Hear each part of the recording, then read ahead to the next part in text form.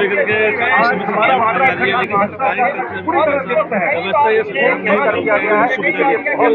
इस धरने से जोशीमठ वालों को नहीं, पहली बात यह है कि हम सब लोग अभी जोशीमठ से लौटे हैं और जोशीमठ सिर्फ हिमालय को बचाने का एक प्रतीक है और जिस ढंग से हिमालय के साथ आपदाओं का रिश्ता रहा है, लेकिन जो मैन-मेड आपदाएं हैं उसको सरकारों ने अपनी गलत हिमालयी नीतियों से दावत दी है। तो अभी जोशीमठ का जो धंसना है उसी का एक प्रमाण है कि बड़ी परियोजनाओं को, दैत्याकार योजनाओं को, विनाशकारी योजनाओं को पहाड़ में थूकना। तो अभी जो हम सब लोग यहाँ पर इकट्ठा हुए हैं, हम एक जोशीमठ बचाओ संघर्ष समिति है जो इस समय वहाँ के तमाम सवालों को उठा रही है। तो उसके समर्थन में उत्तराखंड के जितने भी संगठन दिल्ली के अंदर हैं वो उनको समर्थन देने के लिए आज जंतर मंतर पर आए हैं और हम प्रधानमंत्री को ये 5 सूत्री ज्ञापन देंगे जिसमें हम कहेंगे कि हम जोशीमठ की जनता के साथ हैं जो अपने जीवन और मरण, अपने अस्तित्व के लिए लड़ रही है। हम उन लोगों के साथ हैं जो हिमालय को बचाना चाहते हैं, हम उन लोगों के साथ हैं जो हिमालय के आलोक को पूरे देश को बचाना चाहते हैं और पूरे एशिया को बचाना चाहते हैं, क्योंकि हिमालय पर बहुत सारे लोगों की निर्भरता है। इसलिए पहाड़ का बचना सिर्फ पहाड़ का बचना नहीं है, जोशीमठ का बचना जोशीमठ का बचना नहीं है, बल्कि हमारा मानना है कि हम अगर जोशीमठ को बचाते हैं तो हम भारत की बड़ी कुछ आबादी को भी बचाते हैं। जहाँ गंगा यमुना जो 2500 किलोमीटर गंगा यहाँ से लेकर गंगा सागर तक जाती है तो पूरे गंगा के को समृद्ध करती है। अगर वो खत्म हो जाएगी तो हमारा भारत भी उसके अस्तित्व पर सवाल हो जाएगा। तो इसकी भी लड़ाई का तैयारी की गई थी काम को लेकर के,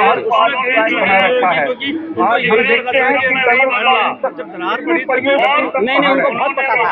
उनको 2002 में जब एनटीपीसी और उत्तर प्रदेश उत्तराखंड सरकार का जब समझौता हुआ था तो उसके तहत जब परियोजना बनी तो हम सब लोगों ने उसका विरोध किया था और 2009 में उसी सुरंग को सुरंग फट गई थी और उस सुरंग से फट के 600 मिलीमीटर हर सेकंड में पानी आया वहाँ से और तब भी हम सब लोगों ने प्रोटेस्ट किया था कि इसको मत होने दो, लेकिन सरकारों ने माना नहीं और नहीं माना तो आज ये आपके सामने क्या मांग है सरकार से?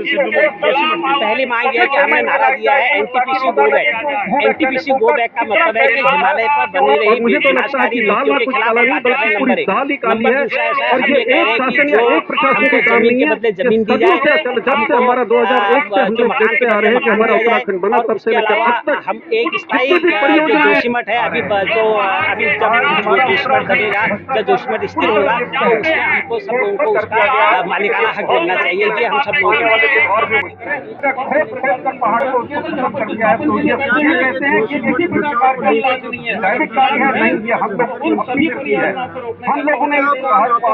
बना रखा है।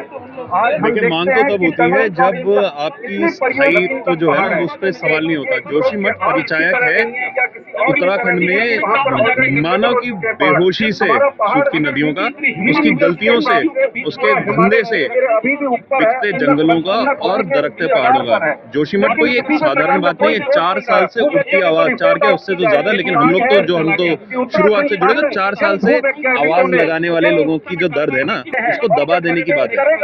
एक जगह जोशीमठ केवल लोगों के रहने का स्थल नहीं था। अगर आप देखें बद्रीनाथ का जो अस्तित्व है वो जोशीमठ के बिना नहीं है। वो एक एजुकेशन सेंटर है। उस एजुकेशन सेंटर में रहने वाले लोग, वो लोग जिनको पालने का काम राजा करता था, उसका धर्म था, उसको जमीन और वहाँ के लोगों को देखे और जमीन को बचाने वाले लोगों को का पालन पोषण राजा कर रहा था, तो कोई मतलब तो रहा होगा।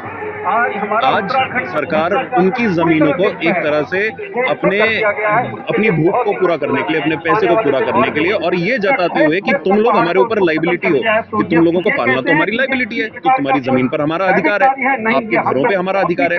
आप लोग घर से बेघर भी हो जाते हैं, 1-2 मौतें हो जाती हैं, उससे भी फर्क नहीं पड़ता। तो ये सवाल उठते हैं। ये सवाल कब से उठने शुरू हुए? आपने 2017 से लेकर उत्तराखंड की मौतें अगर आप नोटिस कर लीजिए तो अनअकाउंटेड फॉर डेथ्स है वो। 2017 से एक सिर्फ जोशीमठ जो है वो चिन्हित करता है आपकी इस भूख का, जिसमें कि आपने ऑल वेदर रोड बना दी बद्रीनाथ केदारनाथ के, वो पिकनिक मनाने की जगह की तीर्थ की जगह, उसके लिए तो आपने रोड बनाई और उसमें होने वाली मौतें, तोता घाटी पे जो पत्थर गिरते हैं, कई सालों से वो अनस्टेबल था, बड़ी मुश्किल से स्टेबल हुआ, फिर से जब ये रोडें कटी, ऊपर से पत्थर गिरे, मौतें हुई। उन मौतों की जिम्मेदारी किसकी? कोई नहीं ले रहा ना उनकी मौतों की जिम्मेदारी। हमारे यहाँ पर जंगल फॉरेस्ट वालों का जो एक माफिया है, जो फॉरेस्ट फॉरेस्ट डिपार्टमेंट के तहत चल रहा है, उसके तहत में जितने लोगों की मौतें हुई जंगली जानवरों से, इन सबसे उनकी अकाउंटेबिलिटी कौन ले रहा है? कोई नहीं ले रहा है। और जब हमारे लोग सारी इन मौतों से चुपचाप बैठे थे, आज उनकी जब जमीनें दरकने लगी हैं, उनको घर से वापस बाहर बेघर करने लग गया है, तो ये तिलमिलाहट यहाँ पे आ रही है। तो मांग नहीं है, ये हम अपने अधिकारों की संरक्षण की बात कर रहे हैं। और अधिकारों का संरक्षण हो कैसे? जब हम सबसे बड़े कोर्ट में भी जाते हैं, वो बोलते हैं कि जो हर चीज के लिए आप यहाँ नहीं आ सकते, तो गरीब आदमी जाएगा कहाँ? उसको तो यही पता ना कि माई बाप आखिरी में सुप्रीम कोर्ट है। देखिए, दोषी वो हर व्यक्ति है, वो इंजीनियर भी है जिसने ये रिपोर्ट बना दी कि यहाँ पर ये टनलिंग हो सकती है। हमारे जो पहाड़ है वो कच्चे पहाड़ है, उसमें मिट्टी और पत्थर दोनों सामंजस्य में है।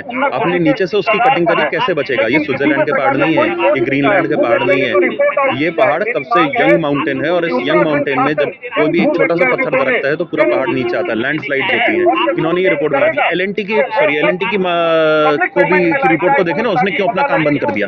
उसने काम बंद कर दिया और आपने दूसरे को दे दिया कि भाई दूसरा ठेका ले लो। ठेकेदारों की नौकरी चल रही है, तो ये सारे ठेकेदार, वो ऑफिस जिसने इसको पारित कर दिया, वो इंजीनियर्स एसोसिएशन जिसने इसकी परमिशन दे दी, और वो सरकार जो कि इस काम को चलवा रही है। पहला सभी को मैं पारिशा, और जैसे कि आप सभी जानते हैं आज 7 फरवरी है और हमारा आज का प्रदर्शन है यहाँ पे जोशीमठ के लिए।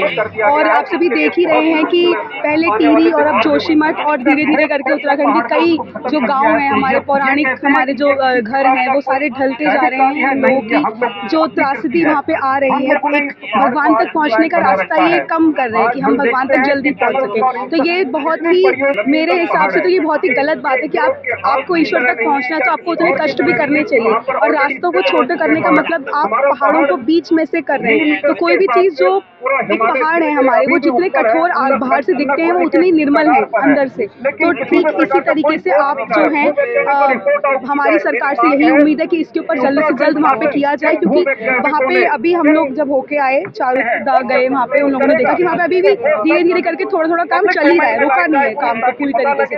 ऐसा दिखाया जा रहा है न्यूज वगैरह में कि रोक दिया है, बट रोका बिल्कुल भी नहीं है। और इसको सरकार से यही उम्मीद है और सभी उत्तराखंड क्षेत्र वासियों से यही उम्मीद है कि आप सभी सपोर्ट में आएं और जोशीमठ के लिए आवाज उठाएं। और दिल्ली में भी सभी जो लोग हैं उनसे भी यही उम्मीद है। धन्यवाद।